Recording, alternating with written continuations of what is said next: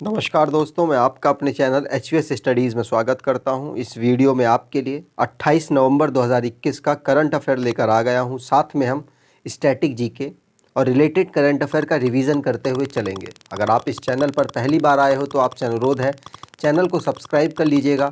Video अच्छी लगे तो आपसे अनुरोध है कि एटलीस्ट 10 से 20 दोस्तों को आप शेयर ज़रूर कीजिएगा, जिससे कि इस वीडियो का प्रचार हो सके और कंटेंट की क्वालिटी हम मेंटेन कर सकें। अगर वीडियो अच्छी लगे तो लाइक करके ज़रूर जाइएगा और लास्ट में आपके लिए क्विज़ रखा है, उस क्विज़ को ज़रूर सॉल्व कीजिएगा। चलिए बात करते हैं आज लास्ट डे के क्विज़ की। तो which city top NITI Aayog inaugural SDG urban index? तो आंसर हो जाएगा शिमला। शिमला टॉप कर गया है इसमें, ये बात आपको ध्यान रखनी है, ठीक है। और आप सभी ने आंसर इसका सही भी दिया था।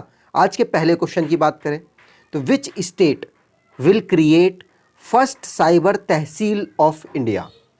तो आंसर हो जाएगा, आप इनकी तस्वीर देख भी सकते हैं, ये मध्य प्रदेश के चीफ मिनिस्टर हैं और यहाँ पर मध्य प्रदेश में ही फर्स्ट साइबर तहसील इंडिया की क्रिएट की जाएगी, ठीक है। अभी मध्य प्रदेश की कैबिनेट ने ऐसा अप्रूव किया है कि अब मध्य प्रदेश में साइबर तहसील बनाई जाएंगी। साइबर तहसील से क्या होगा? साइबर तहसील से होगा किसी का भी डेटा अगर हमको निकालना है तो आसानी से पता चल जाएगा। किसी से हमें डायरेक्टली कांटेक्ट करना है तो हमें पन्ने पलटने की ज़रूरत नहीं पड़ेगी। नॉर्मली हमें ऑनलाइन के थ्रू उसकी डिटेल निकाल सकते हैं आसानी से। तो साइबर तहसील बनाने की घोषणा की है मध्य प्रदेश ने। मध्य प्रदेश की बात हुई है तो मध्य प्रदेश स्टेट बना था 1 नवंबर 1956 को। इसकी कैपिटल है भोपाल। गवर्नर है मंगू सी भाई पटेल। चीफ मिनिस्टर है शिवराज सिंह चौहान। लेजिस्लेचर यूनिकैमरल है, जहां पे असेंबली में 230 सीट्स हैं और लोकसभा में 29 सीट्स हैं। राज्यसभा में 11 सीट्स आती हैं। मध्य प्रदेश का हाई कोर्ट जबलपुर में लोकेटेड है, क्योंकि जो हाई कोर्ट कैपिटल में लोकेटेड नहीं है वो एग्जाम के लिए मोस्ट इंपॉर्टेंट है। एरिया वाइज मध्य प्रदेश दूसरे स्थान पर आता है और पहले पर है राजस्थान। नेशनल पार्क की बात की जाए तो Bandhavgarh national park, fossil national park, Indira Priyadarshi Pench national park, Kanha national park, Madhav national park, Panna national park, Sanjay national park, Satpura और वन विहार नेशनल पार्क यहाँ के नेशनल पार्क है। मैप पर देखें तो मध्य प्रदेश लैंड लॉक्ड है। लैंड लॉक्ड का मतलब कि कोई भी इंटरनेशनल बाउंड्री इसकी नहीं लग रही है। इंटरनल बाउंड्री की बात की जाए तो गुजरात, राजस्थान, उत्तर प्रदेश, छत्तीसगढ़ और महाराष्ट्र के साथ लग रही है। अगर बात करें तो कर्क रेखा भारत को बीच से काटती है। अब कर्क रेखा भारत के 8 राज्यों से गुजरती है। 8 राज्य कौन कौन से हैं तो मैं यहाँ बताने की कोशिश करता हूँ। गुजरात है, राजस्थान है, मध्य प्रदेश है, छत्तीसगढ़, झारखंड, वेस्ट बंगाल, त्रिपुरा और मिजोरम। ये 8 राज्य हैं जिनसे कर्क रेखा भारत से गुजरती है। आगे बात करें, अगला क्वेश्चन है 37th India Indonesia corporate exercise held in. तो इंडिया और इंडोनेशिया के बीच में कॉर्पोरेट एक्सरसाइज हो रही है, तो वो कहाँ पर हो रही है? तो आंसर हो जाएगा, वो हो रही है इंडियन ओशन। माफ़ कीजिएगा, 2 ऑप्शन बन गए हैं तो दोनों ही आंसर यहाँ पर सही हो जाएंगे। इंडियन ओशन में इसको कराया जा रहा है। और यहाँ पर बात करते हैं तो इंडियन ओशन पर इंडिया और इंडोनेशिया कोऑर्डिनेटेड पेट्रोल कर रहा है, जिससे कि इंडियन ओशन में शांति बनाई जा सके। कोई वॉर की तैयारी नहीं की जा रही है, शांति को स्थापित करने के लिए इंडियन ओशन में ये जो एक्सरसाइज है की जा रही है इंडिया और इंडोनेशिया के बीच में। तो इसको पहली बार 2002 में किया गया था ऑर्गेनाइज, और ये 37th इसका सेशन है, मतलब 37 एडिशन है। इंडोनेशिया की बात करें तो इंडोनेशिया के साथ भारत और भी एक्सरसाइज करता है, जिसका नाम है समुद्र शक्ति और गरुड़ शक्ति। वैसे मैं यहाँ पर रिवाइज कराऊंगा, ये सारी मैंने यहाँ पर लिख दी है। इसको मैं रेगुलर इसीलिए दिखाता हूँ जिससे कि आपकी आंखों से बहुत बार ये गुजरे और आप एग्जाम में कोई भी एक्सरसाइज का क्वेश्चन आए तो आसानी से अटेम्प्ट कर पाए। जैसे संप्रति एक्सरसाइज इंडिया और बांग्लादेश, मित्र शक्ति एक्सरसाइज इंडिया और श्रीलंका, इंडिया यहाँ पर कॉमन है। मैत्री एक्सरसाइज थाईलैंड के साथ होती है। वज्र प्रहार युद्ध अभ्यास यूएसए के साथ होता है, नोमैडिक एलिफेंट मंगोलिया के साथ, गरुड़ शक्ति इंडोनेशिया के साथ, धर्म गार्जियन जापान, सूर्य किरण नेपाल के साथ, हैंड इन हैंड इंडिया और चाइना, सिम्बेक्स इंडिया और सिंगापुर, शक्ति एक्सरसाइज इंडिया और फ्रांस के बीच में, कॉर्पेट एक्सरसाइज इंडिया और थाईलैंड के बीच में, और इंडिया और इंडोनेशिया के बीच में होती है। ठीक है, हाल ही में इंडिया और थाईलैंड के बीच में कॉर्पेट एक्सरसाइज भी मतलब पेट्रोलिंग भी की गई थी। आगे बात करें तो अगर आपको 6 महीने का जनवरी से लेकर जून तक का करंट अफेयर कवर करना है तो आपसे अनुरोध है कि लिंक दे रखा है आपको डिस्क्रिप्शन बॉक्स में, वहां से आप इस ई बुक को डाउनलोड कर सकते हैं 29 रुपीज़ पे करके, और 600 बेस्ट क्वेश्चन का कलेक्शन यहां पर दिया गया है। अगला क्वेश्चन है, which country candidate elected to executive committee of Interpol. तो इंटरपोल में किस कंट्री के कैंडिडेट को भी इलेक्ट किया गया है एग्जीक्यूटिव कमेटी में? तो आंसर हो जाएगा भारत के कैंडिडेट को, मतलब भारत का एक मेंबर था जिनको इलेक्ट किया गया है एग्जीक्यूटिव कमेटी में इंटरपोल की। तो ये क्वेश्चन इंपॉर्टेंट है क्योंकि भारत से कोई इंटरनेशनल ऑर्गेनाइजेशन में सिलेक्ट हुआ है, मतलब इलेक्ट हुआ है। तो भारत के सीबीआई के स्पेशल डायरेक्टर थे जिनका नाम है प्रवीण सिन्हा, वो एशिया की तरफ से एग्जीक्यूटिव कमेटी में इलेक्ट हुए हैं इंटरपोल में। इंटरपोल की फुल फॉर्म है इंटरनेशनल क्रिमिनल पुलिस ऑर्गेनाइजेशन। आपको बता दूं कंपटीशन किनके साथ था तो चाइना का कैंडिडेट था, सिंगापुर, साउथ कोरिया और जॉर्डन, इन 4 देशों के कैंडिडेट थे जिसमें भारत के कैंडिडेट एशिया की तरफ से जीत गए हैं और एग्जीक्यूटिव कमेटी में सिलेक्ट हो गए हैं इंटरपोल की। ठीक है, चलिए आगे बात करें। और हाँ, ये कहाँ पे इलेक्शन हुआ तो मैं आपको बता दूं 89th इंटरपोल की जनरल असेंबली चल रही है, कहाँ पर? टर्की में, टर्की के इस्तांबुल में, वहाँ पर ये इलेक्शन हुआ था और वहाँ पर प्रवीण सिन्हा जी एग्जीक्यूटिव कमेटी में इंटरपोल की चुने जा चुके हैं। बात की जाए इंटरपोल की तो इंटरपोल के 195 मेंबर्स हैं। 1923 में इसको फाउंड किया गया था। मोटो है connecting police for a safer world. Headquarter Lyon France में है और किम जोंग यांग प्रेसिडेंट है इंटरपोल के। आगे बात करें, अगला क्वेश्चन है, who virtually inaugurates 5th world Congress on disaster management. तो आप इनको देख सकते हैं, भारत के रक्षा मंत्री के पद पर हैं और इनका नाम है राजनाथ सिंह।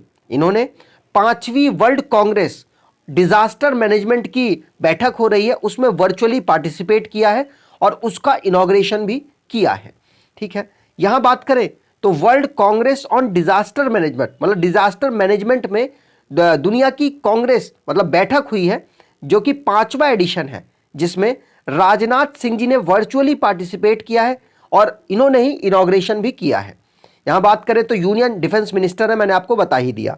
और ये जो बैठक है ये कहां पर हो रही है तो मैं आपको बता दूं आईआईटी दिल्ली के जो कैंपस है वहां पर इसको ऑर्गेनाइज कराई जा रही है। बात की जाए world Congress on disaster management की तो 5वां सेशन मैंने आपको बता ही दिया।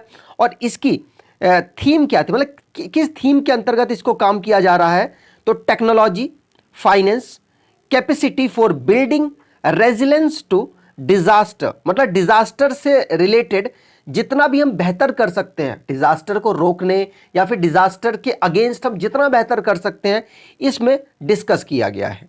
बात की जाए इसको पहली बार कब ऑर्गेनाइज कराया गया, किसको? WCDM मतलब world Congress on disaster management. इसको पहली बार 2008 में ऑर्गेनाइज कराया गया हैदराबाद में और डॉक्टर APJ अब्दुल कलाम ने इनॉग्रेट किया था।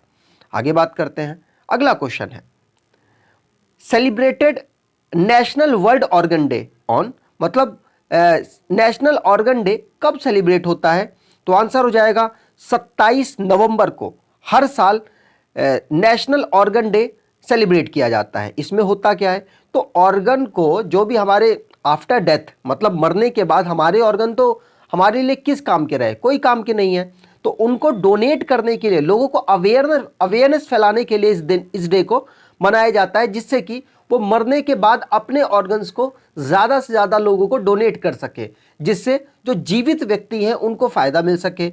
और ये इस डे को 27 नवंबर को मनाया जाता है भारत में। भारत में पिछले 10 सालों से इसको मनाया जा रहा है, ठीक है। और मनाता कौन है? तो ministry of health and family welfare के अंडर ही एक ऑर्गेनाइजेशन है नोटो। नोटो मतलब national organ and tissue transplant organisation के द्वारा इसको मनाया जाता है, ठीक है। चलिए आगे बात करें। अगला क्वेश्चन है, लेकिन उससे पहले रिवीजन, सारे डेज का रिवीजन करते हैं। तो 20 नवंबर को वर्ल्ड चिल्ड्रंस डे मनाया गया, वर्ल्ड टेलीविजन डे 21 नवंबर को मनाया गया, वर्ल्ड फिशरिंग डे 21 नवंबर को मनाया गया, 24 नवंबर को मार्टिरडम डे गुरु तेग बहादुर जी का मनाया गया, और 25 नवंबर को इंटरनेशनल डे मनाया गया elimination of violence against women, 26 नवंबर को नेशनल मिल्क डे और इंडियन कॉन्स्टिट्यूशन डे मनाया गया, और 26 से माफ़ कीजिएगा, टाइपिंग मिस्टेक हो गई, 27 नवंबर को नेशनल ऑर्गन डोनेट डे मनाया गया, ठीक है। चलिए आगे बात करें। अगला क्वेश्चन है, a book title contested land India China and boundary dispute, मतलब इंडिया और चाइना के बीच में जो भी लैंड डिस्प्यूट चल रहा है उसके ऊपर एक बुक लिखी गई। किसने लिखी है? तो आंसर हो जाएगा मरूफ राजा। मरूफ राजा ने इस बुक को लिखा। राजा नहीं पढ़ेंगे, राजा पढ़ेंगे। मरूफ रजा ने इस बुक को लिखा है। ये बात आपको ध्यान रखनी है, इंपॉर्टेंट है, क्योंकि ये जो टॉपिक है ना इंडिया और चाइना वाला, ये बर्निंग टॉपिक है, एग्जाम में आपसे पूछा जा सकता है। तो इंडिया और चाइना की जो लैंड डिस्प्यूट चल रहा है उसके ऊपर मारूफ रजा ने इस बुक को लिखा है। यहां पर बुकों को रिवाइज कर लें। तो पहली बुक हमने पढ़ ली। दूसरी है बैन की मून, जो कि 8वें यूनाइटेड नेशन के डायरेक्टर थे। उन्होंने एक बुक लिखी, resolved United Nation in a dividing world. Abhijit Banerjee ji की बुक है, जो कि 2019 में अर्थशास्त्र का, इकोनॉमी का अवार्ड जीत चुके हैं और भारत से बिलोंग करते, अवार्ड का मतलब नेशनल, वो नोबल प्राइज जीत चुके हैं और भारत से बिलोंग करते हैं और यूएसए में इस समय रहते हैं। तो अभिजीत बनर्जी जी की बुक है cooking to save your life. अगली है सैयद अकबरुद्दीन की बुक, इंडिया और यूके के रिलेशनशिप के ऊपर इन्होंने बुक लिखी है। स्मृति ईरानी जी की बुक है लाल सलाम, बहुत ज़्यादा चर्चित बुक है इस समय की, तो आपसे पूछी जा सकती है एग्जाम में। देवाशीष मुखर्जी जी की बुक है the disruptor, how Vishwanath Pratap Singh shook India. Vishwanath Pratap हमारे प्राइम मिनिस्टर रहे, उन्हीं के ऊपर यह बुक लिखी गई। जब वो प्राइम मिनिस्टर के पद पर थे, जो भी दिक्कतें आई उनके ऊपर इस बुक को लिखा गया है, तो इंपॉर्टेंट है। डॉक्टर अजय कुमार ने फोर्स इन स्टेट क्राफ्ट को लिखा। अनसैकलिंग इंडिया को अजय चिब्बर और सलमान अनीस सोज ने लिखा। Nehru the debate that defined India, Tripurdaman Singh और अदील हुसैन ने लिखा। Sunrise over Ayodhya, nationhood in our time, इसको सलमान खुर्शीद ने लिखा, जो कि कांग्रेस के लीडर है। मैं हटा देता हूं, आप देख लीजिए, सलमान खुर्शीद इन्होंने लिखा, जो कि कांग्रेस के लीडर है। बहुत ज़्यादा चर्चित बुक है, इसलिए एग्जाम में पूछी जा सकती है। अगला क्वेश्चन है शेख सबा अल खालिद अल साहब, ये इनका इतना बड़ा नाम है, becomes new prime minister of which country. तो दोबारा से नाम पढ़ देते हैं, शेख सबाह अल खालिद अल साहिब, ये इनका पूरा नाम है। ये किस देश के नए प्राइम मिनिस्टर बने हैं? तो आंसर यहां पर हो जाएगा, ये कुवैत के नए प्राइम मिनिस्टर बने हैं। आपसे एग्जाम में पूछे जा सकते हैं, नया अपॉइंटमेंट है तो इंपॉर्टेंट होता है। कुवैत के नए प्राइम मिनिस्टर कौन बन गए हैं? शेख सबा अल खालिद अल हमाद अल साहिब, मतलब और भी आगे था, लेकिन वो मैंने वहां पर इंक्लूड नहीं किया था। तो ये इनका नाम है, ये कुवैत के प्राइम मिनिस्टर बने हैं। और कुवैत की अगर कैपिटल की बात की जाए तो कुवैत सिटी है। कुवैत की करेंसी की बात की जाए तो कुवैती दीनार है। आगे बात करें, यहां पर हम बात करते हैं रिवीजन की, जो भी अपॉइंटमेंट हुआ है रिसेंटली। पहला हमने पढ़ लिया और ये कुवैत के प्राइम मिनिस्टर बने हैं। अब्दुल्ला हमदोक, जो कि रीअपॉइंट हो चुके हैं सूडान के prime minister. US, Australia, UK, इन्होंने एमओयू साइन किया है न्यूक्लियर सबमरीन अलायंस में, मतलब अब ऑस्ट्रेलिया के पास भी न्यूक्लियर सबमरीन आ चुके हैं। अल सल्वाडोर जिन्होंने बनाया है वर्ल्ड का फर्स्ट बिटकॉइन सिटी। और अब मतलब अभी बनाया नहीं है, प्लान कर रहे हैं, अब आगे हो सकता है बना दे। और अल सल्वाडोर वही देश है जहां पर बिटकॉइन को नेशनल करेंसी के रूप में अडॉप्ट कर लिया गया है। रशिया सक्सेसफुली टेस्ट फायर कर लिया है उन्होंने हाइपरसोनिक क्रूज मिसाइल को, जिसका नाम है जिरकॉन। एडीबी और वर्ल्ड बैंक ने we power India partnership forum को लॉन्च किया है। इसमें पावर सेक्टर में महिलाओं को अट्रैक्ट करने के ऊपर काम किया जाएगा। डैनियल ब्रूहल, जिनको गुडविल एम्बेसडर बनाया गया है United Nation World Food Programme में। इसका मेन मोटो है कि जीरो हंगर हो पूरी दुनिया में। फूमियो किसीदा पंजाब के प्राइम मिनिस्टर माफ कीजिएगा, जापान के प्राइम मिनिस्टर बन गए हैं अगले, और दोबारा से रीइलेक्ट हो चुके हैं। यूएसए 101वां मेंबर बना है इंटरनेशनल सोलर अलायंस का। वांग यापिन, जो कि चाइनीज वुमेन है और एस्ट्रोनॉट है, जो कि स्पेस पे वॉक करके आई है, पहली है, इसलिए इंपॉर्टेंट है। आगे बात करें, अगला क्वेश्चन है इक्विटास जो स्मॉल फाइनेंस बैंक है, partnered with which bank to offer co branding credit card.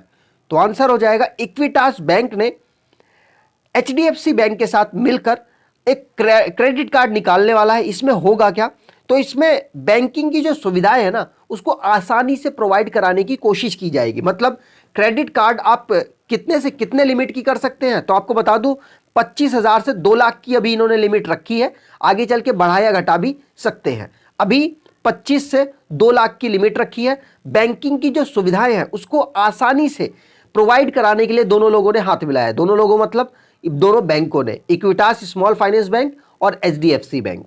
HDFC bank के बारे में तो आप काफी कुछ जान चुके होंगे। इक्विटास बैंक की बात कर ली जाए तो इक्विटास बैंक को 2016 में बनाया गया था। Equitas small finance bank Chennai Tamil Nadu में इसका हेडक्वार्टर है और एमडी सीईओ वासुदेवन पथांगी नरसिम्हन है। ठीक है, चलिए आगे बात करें। अगला क्वेश्चन है which bank has once again been named the world most systematic bank. तो ऐसा कौन सा बैंक है जो कि जिसको अवार्ड मिला है सिस्टमैटिक बैंक का दुनिया में, तो आंसर हो जाएगा JP Morgan Chase and company bank. JP Morgan Chase and company bank, ये पूरा इसका नाम है, आपको ये ध्यान रखना है। ज्यादा चर्चित बैंक नहीं है तो एग्जाम में पूछे जा सकते हैं। जेबी मॉर्गन चेस जो बैंक है वो दुनिया का मोस्ट इंपॉर्टेंट बैंक बना है।